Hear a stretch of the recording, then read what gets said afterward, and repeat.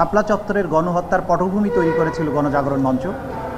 এবং শুধু তাই নয়, এই গণজাগরণ মঞ্চ বাংলাদেশের সংখ্যাগুরু যে মুসলিম সম্প্রদায় তাদের কৃষ্টি, কালচার, সংস্কৃতির বিরুদ্ধে দাঁড়িয়েছিল এবং হেফাজতের কর্মীদেরকে হত্যাকাণ্ডের সময় এই গণজাগরণ মঞ্চের কর্মীরা, নেতাকর্মীরা সশরীরে অংশগ্রহণ করেছে বলে আমাদের তদন্ত সংস্থার কাছে তথ্য প্রমাণ পাওয়া গিয়েছে।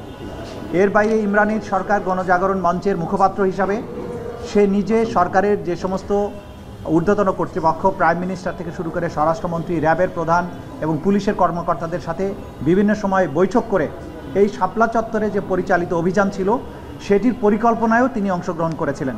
সে কারণে তার বিরুদ্ধে আমরা গ্রেপ্তারি পরোয়ানা চেয়েছি এবং সে বিষয়টা আমরা আদালতের কাছে স্পষ্ট করেছি। এবং আপনারা জানেন যে বাংলাদেশের ইতিহাসের বাঁক পরিবর্তনকারী একটা ঘটনা ছিল শাপলা চত্বরের গণহত্যা, এবং এই গণহত্যার মাধ্যমে বাংলাদেশের প্রতিবাদের যে সর্বশেষ একটা আশার প্রদীপ ছিল যে ধর্মীয় সংখ্যা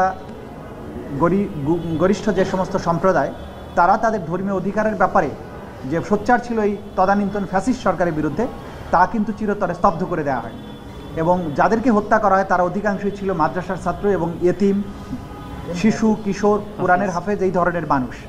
এবং পরবর্তীতে তাদের সংখ্যা নিরূপণের ব্যাপারেও কিন্তু তাদেরকে কবর দেওয়া হয়েছে অজ্ঞাতনামা কবরে, তাদের সংখ্যা নিরূপণ করতে দেওয়া হয় নাই। তাদের পরিবারবর্গের কাছে গিয়ে চাপ সৃষ্টি করা হয়েছে যাতে তারা প্রকাশ না করেন যে তাদের সন্তানেরা এখানে মারা গিয়েছেন কিনা।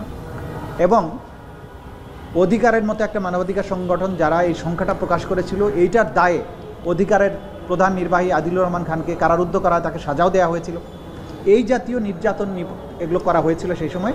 এটা বাংলাদেশের ইতিহাসের অন্যতম আলোচিত মানবাধিকার লঙ্ঘন এবং মানবতা বিরোধী অপরাধ। সে কারণে ট্রাইব্যুনাল অনেক পর্যালোচনার পরে এটাকে মানবতা বিরোধী অপরাধ হিসেবে চিহ্নিত করে এটাকে তদন্তের অধীনে নিয়ে এসেছে এবং এটার বিচারের ব্যাপারে পদক্ষেপ গ্রহণ তারা করবে, এটা আমাদের পক্ষ থেকে সিদ্ধান্ত। আসলে নিহত হয়েছিলেন সেই বিষয়টা আমাদের তদন্ত সংস্থা বের করবেন, কারণ ইতিপূর্বে কারো পক্ষ থেকে সুনির্দিষ্ট সেইভাবে সংখ্যা আমাদের কাছে যা এসছে এগুলো তদন্ত সংস্থা যাচাই বাছাই করে দেখছে। সুতরাং আমরা আজকেই বলতে পারছি না টোটাল কত লোক সেদিন নিহত হয়েছিলেন।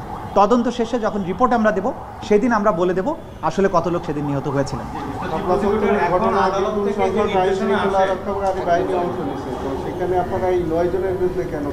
আপনারা জানেন যে ক্রাইমস এগেনস্ট হিউম্যানিটিতে প্রধান কাজ হচ্ছে আমাদের কমান্ড স্ট্রাকচারকে ধরা, যারা সেই সময়ে কমান্ড করেছিলেন। আপনারা জানেন যে প্রাইম মিনিস্টার পার্লামেন্টে পরবর্তীতে বলেছিলেন যে এরা রং মেখে শুয়েছিল। তার মানে এটা তিনি জানতেন, জানার পরেও তারা এই ধরনের তুচ্ছ-তাচ্ছিল্য করা তার নির্দেশ এবং পরিকল্পনায় হয়েছিল। স্বরাষ্ট্রমন্ত্রী, স্বরাষ্ট্র প্রতিমন্ত্রী, আইজিপি, র্যাবের প্রধান, এডিজি অফ, পুলিশের ঊর্ধ্বতন কর্মকর্তারা তারা প্ল্যান করে এটা করেছিলেন। হাজার হাজার সদস্য অংশ নিয়েছে সঠিক, কিন্তু মানবতা বিরোধী অপরাধের বিচার করার জন্য আমাদের লাগবে কমান্ড স্ট্রাকচার। কারা নির্দেশ দিয়েছিল, কারা বাস্তবে ফিল্ডে থেকে কমান্ড করে এই কার্যটা করেছিল। সেই কারণে প্রথমে আমরা টপ কমান্ডারদেরকে বিচারের মুখোমুখি করতে চাই। সে কারণেই টপ কমান্ডারদের বিরুদ্ধেই আজকে গ্রেপ্তারি পরোয়ানা চাওয়া হয়েছে এবং সেটাই জারি হয়েছে আজকে। আপনারা এখন অনেক তথ্য ডিসক্লোজ করেন না যাতে করে যারা গ্রেপ্তারি পরোয়ানাভুক্ত আসামিরা গা ঢাকা না দিতে পারে, কিন্তু আমরা এরপরেও খবর পাচ্ছি অনেক অভিযোগ আসছে শহীদ পরিবারের দিক থেকে গ্রেপ্তারি পরোয়ানা হয়ে যাওয়ার পরের দিনই তারা স্টেশন থেকে সরতে পড়েন। এটা আসলে লিক হচ্ছে কোন পর্যায়ে থেকে, আপনাদের ধারণা কি? এটা আমাদের পক্ষে ধারণা করে কথা বলা উচিত হবে না।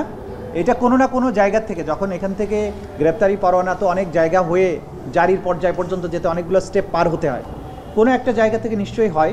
সেই ব্যাপারে আমরা নিজেরা তদন্ত করছি, খোঁজখবর রাখছি, চেষ্টা করছি এটাকে রোধ করার জন্য।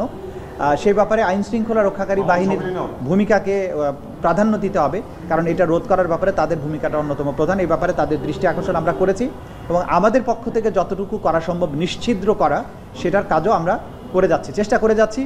এবং আমরা আগের মতোই বলছি যে অনেক কিছুই আমাদের নিয়ন্ত্রণের মধ্যে নেই, সে কারণে আমরা অনেক কিছু রোধ করতে পারি না। তারপরেও আমাদের সর্বাত্মক চেষ্টা আছে যাতে এটা প্রকাশিত না হয়। Thank you.